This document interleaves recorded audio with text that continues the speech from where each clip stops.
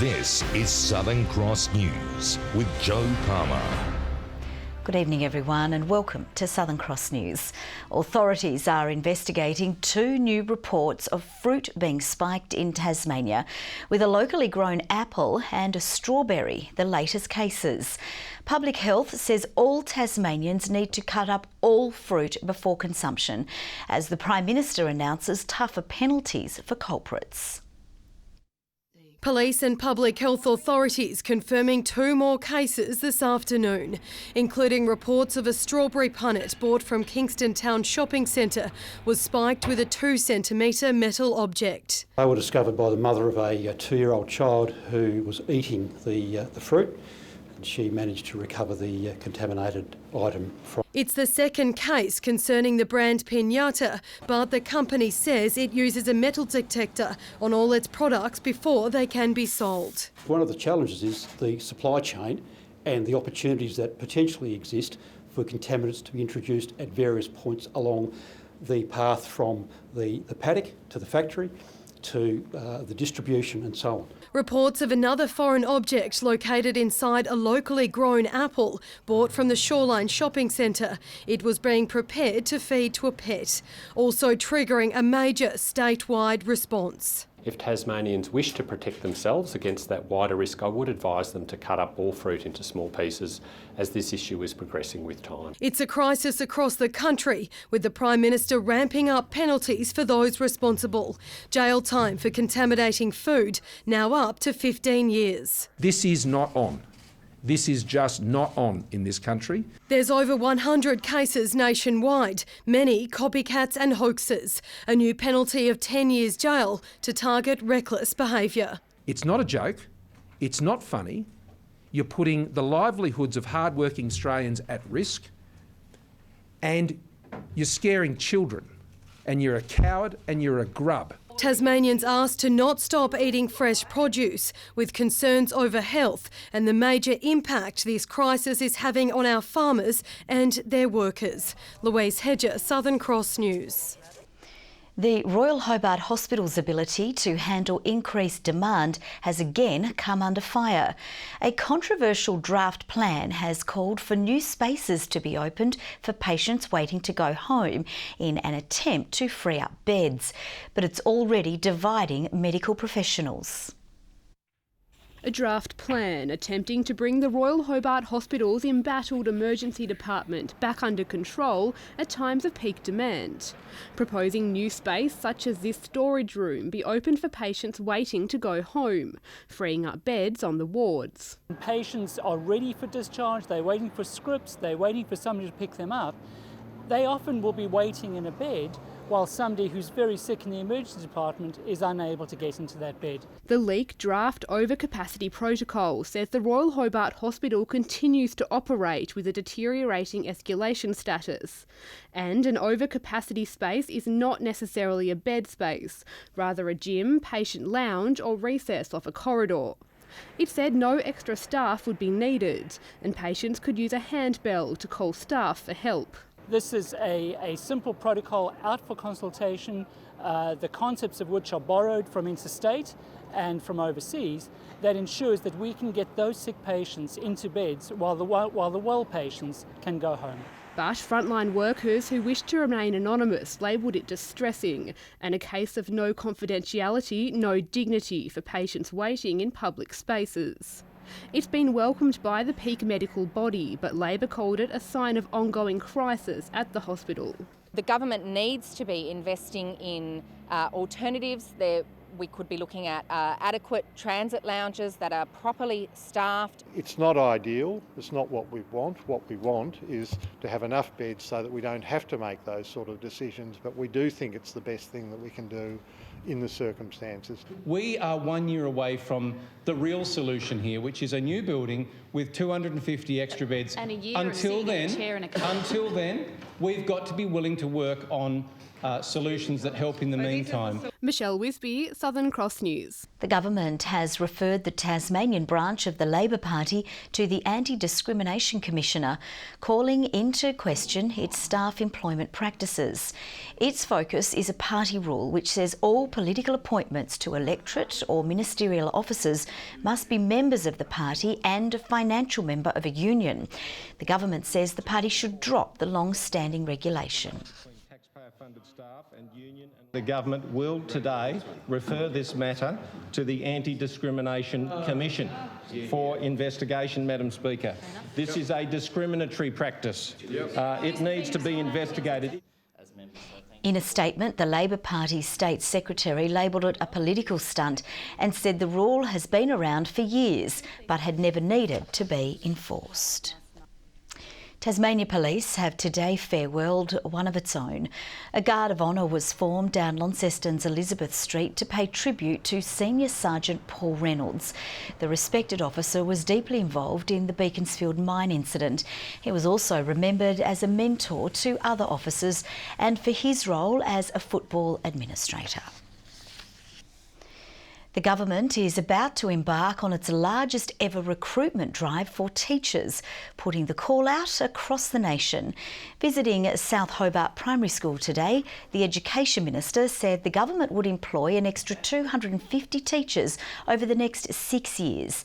There are now hopes many of the new teachers will be ready to start in our schools at the beginning of next year. We would welcome teachers from around the country to Tasmania, but of course we have our own teacher graduates in Tasmania as well. Job applications open this weekend. A report into Tasmania's blueberry rust outbreak has criticised the response by Biosecurity Tasmania to stop the spread of the disease. And there are now growing calls for the disease to be eradicated outright to protect smaller players in the industry. For the past 10 years, Kent Mannering has grown blueberries here in Turners Marsh. Like many organic growers, he's unhappy with the way the blueberry rust incursion has been handled.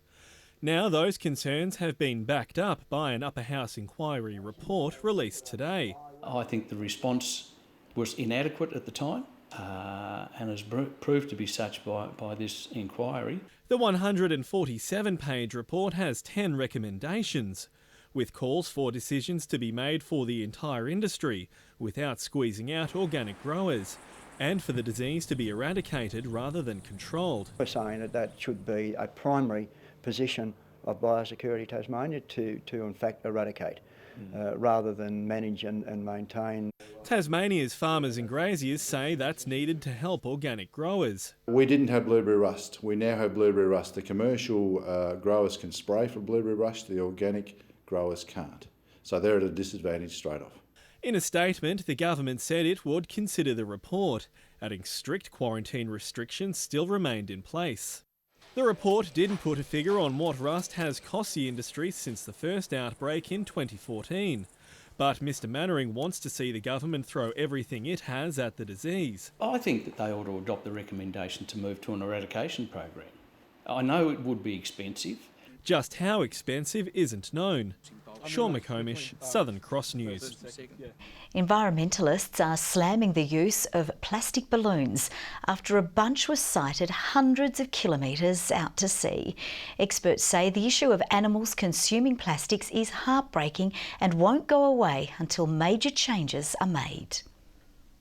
A bunch of balloons that's for once not the subject of a celebration. Researchers on the RV Investigator sighted them this week, 250 kilometres out to sea. When these balloons deflate and puncture, they will leave fragments of plastic on the ocean surface. These are seen by the birds as being potential food. This marine plastics expert says consumption leads to horrific consequences. Some of the balloon fragments I've pulled out of birds, it's literally this sticky, gooey mess. And you can imagine that an animal can't digest properly when that happens. The bunch is at the centre of a new push to find alternatives to destructive plastics. Everything from car dealerships to birthday parties can include cotton bunting as a very colourful and decorative moment to celebration rather than balloons. But it's not just balloons, with Bonorong Wildlife Sanctuary dealing with the aftermath of consumption of foreign objects every day. You know, once an animal gets to a point that it's literally starving to death because there's no room for anything else in its belly because it's so full of plastic, organs start shutting down and you can't reverse that. Greg Irons using this collection of fish hooks and lines as an example, with a cormorant recently rescued having swallowed it all, and this X-ray demonstrating the consequences. I think let's get past this whole, hey, it's all about us having fun and that's more important than anything else thing, you know, and start thinking about the world around us. Louise Hedger, Southern Cross News. Tasmania's fastest young motocross riders are about to make mud fly when the national junior titles come to Penguin next weekend. And the riders we spoke to say they can't wait to get airborne against the best in the country. Today, the track looks a treat, but wait until these fearless speed demons are let loose. When you jump, it just feels like flying, and racing around against the boys is just so much fun. They're among the local riders going up against 350 of the country's best when the Australian Junior Motocross Championships roll into town next week. Lockie Smith will relish the revved up crowd. Dad just bought me a little 50 one day and just kept riding, and he took me to the races and just kept racing from there. Penguin will be Lockie's fifth and final junior championship before jumping to senior ranks next year. Making a good impression will lay the groundwork for the 16-year-old's future in the sport. I've always wanted to come top 5 for this event. The last time Tassie hosted the Junior Nationals was in 2004. Too long between drinks for the coast's devoted dirt dishes. Massive opportunity, home ground advantage. You can see the competitor from the start gates right through. And a once-in-a-generation chance for our juniors to shine on home soil. To compete right here at home, it's going to be amazing because I know the track and lots of people are going to be right beside me. Entry is free for the 8-day series, which kicks into gear from the 29th of September. Tom Johnson, Southern Cross News. A cricket competition for all abilities has officially launched today, dedicated to changing lives through sport. The Hurricanes Inclusion Cup invites people living with a disability from across the state to take part in the friendly competition. The focus of the initiative is to allow everyone to be in a sport and to experience being part of a team. I think cricket's a good game where you can have fun. You know, there's a lot of sports where you can be just included, and that's not fun for anybody to be part of. We cater for the person's ability rather than their disability, which is the absolute main thing. About 150 people attended the launch in Hobart. Tasmanians looking to run this weekend's Launceston Marathon will have more support than ever. More than 390 people have signed up for Sunday's race, up from 330 in the inaugural event last year. It's not too late to tie up your laces. Entries will remain open right up until the starting gun on race day. It's technically classed as a road marathon, but it doesn't actually run on the road. We're on footpath and gravel paths within Heritage Forest area. Runners will be supplied with a reusable hydration pack as part of their entry. Those taking part can choose distances from 5 kilometres right up to a 100 kilometre option introduced this year. Now let's take a look at the day's business and finance news with thanks to Tasplan, your local super fund.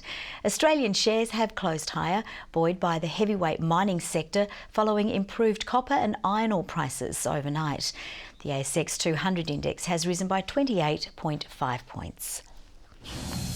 A short time ago, the Australian dollar was trading at 72.48 US cents and 109.67 New Zealand cents. Two TSL players have a nervous wait ahead of them with their cases set to be heard by the Independent Tribunal shortly.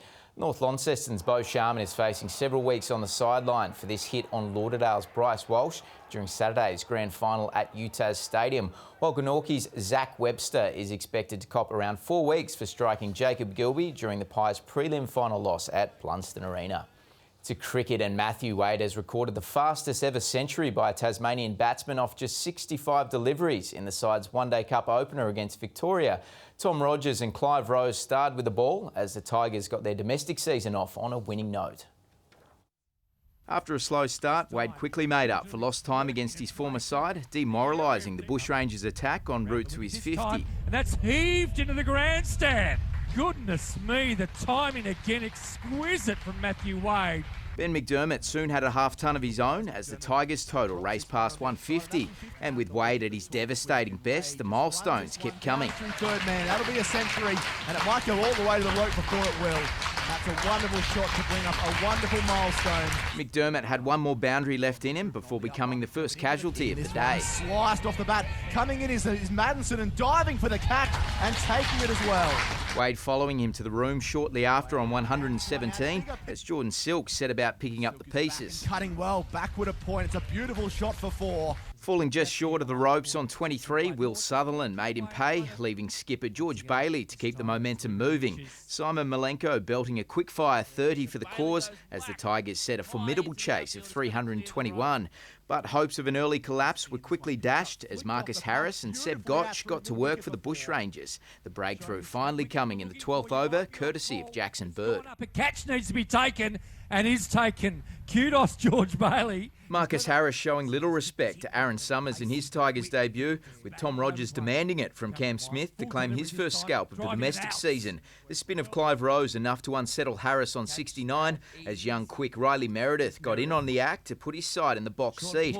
Rose then claiming his second of the day in danger man Glenn Maxwell. Silk's coming in from the boundary. Summers is underneath it and takes the catch. A big wicket for Tasmania. Smelling blood, Rogers struck again, ending Sutherland's day on a duck before cementing himself as one of the tournament's most potent pacemen. Maddinson who hooks this one around the corner, running around and taking a wonderful catch. Not to be outdone, Rose then made it a treble of his own. Rogers had one more left in him before the spinner sealed the 65-run win with 2 overs to spare.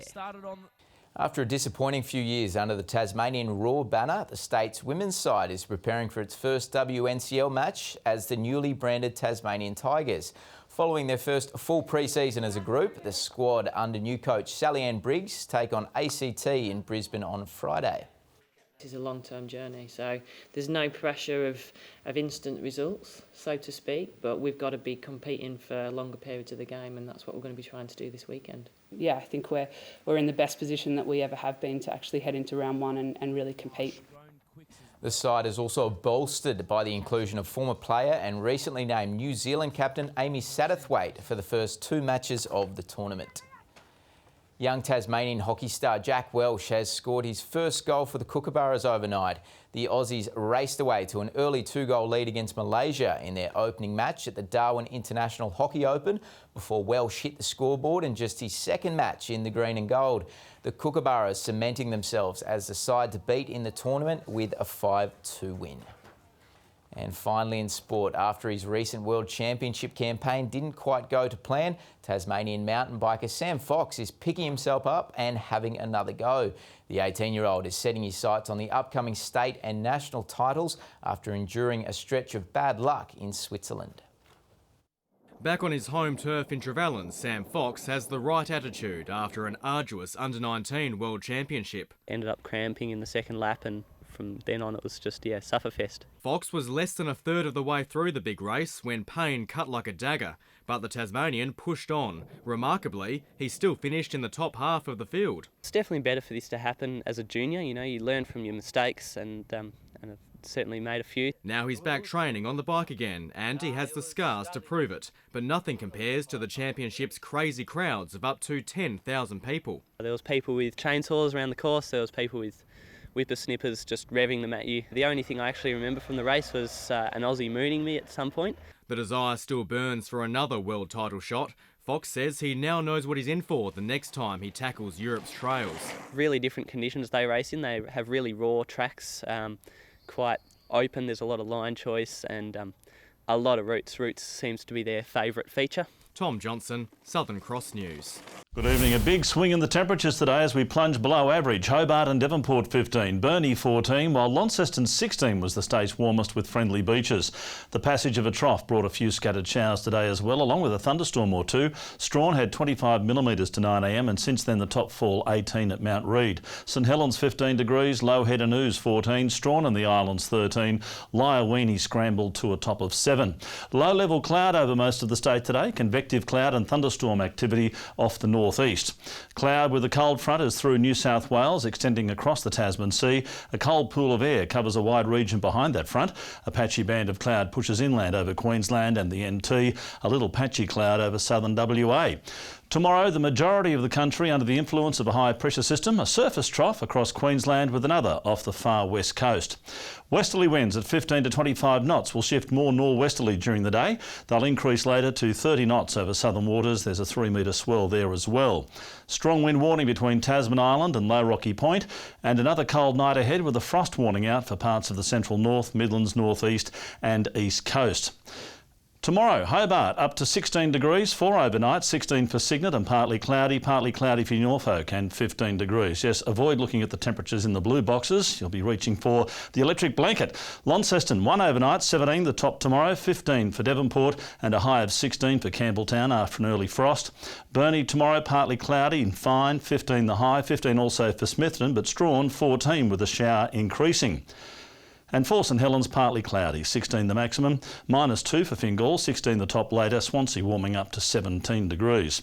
On Friday, showers over the west, far south and Bass Strait, fresh western or westerlies. Showers early over the west and north coast on Saturday, extending statewide in the afternoon, snow to 600 metres, gusty northwesterlies turning to the southwest later. And on Sunday, a shower over the west and south with more snow on the peaks. We just can't shake it. Further north, warming up in Perth after a cool spell there. A cool day, although a showery one in Adelaide, 18 the top. A morning shower in Sydney and a possible late shower forecast for Brisbane. And fairly clear conditions right now. 9 degrees in Hobart, 9 degrees in Launceston and 9 degrees in Devonport. Joe, that's the midweek weather.